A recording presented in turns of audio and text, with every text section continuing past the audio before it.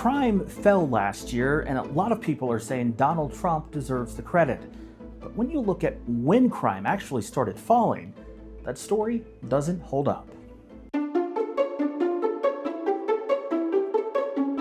The cities across the country are now releasing their 2025 crime numbers, and the trend is clear. Crime fell significantly.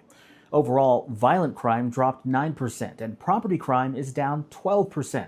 We're seeing it in big cities and smaller ones, in red states and blue states alike. From New York to Detroit to Los Angeles, crime declined across the board. No matter where you live, that's great news. Safer cities benefit everyone. The Trump administration and many of the president's supporters say this drop is because Donald Trump returned to the White House. They've posted messages like this on social media and made statements like this. These are the best numbers for fighting crime in U.S. history. But it ignores one key fact. Crime didn't start falling in 2025, it fell in 2023. It fell again in 2024. The decline began before Trump took office, and it happened almost everywhere, in large cities and small ones, in red states and blue states, in sanctuary cities and non-sanctuary ones. In other words, this wasn't a policy shift in Washington, it was a national trend already underway.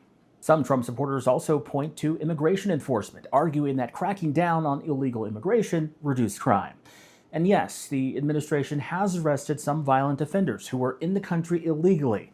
That undoubtedly prevented those individuals from committing more crime. But decades of research show that immigrants, including those here illegally, commit less violent crime than U.S.-born Americans. Independent researchers also find no evidence that immigration enforcement reduces crime at a national scale. Here's a big reason why. Crime in America is mostly handled by local police, not the federal government. So even an aggressive federal crackdown wouldn't produce the kind of nationwide crime drop we're seeing. Crime is overwhelmingly a local issue. So what does explain falling crime? Well, as the country moved past the chaos of the pandemic, daily life stabilized, schools reopened, courts caught up on backlogs, communities regained routine. But local leaders say the decline wasn't automatic.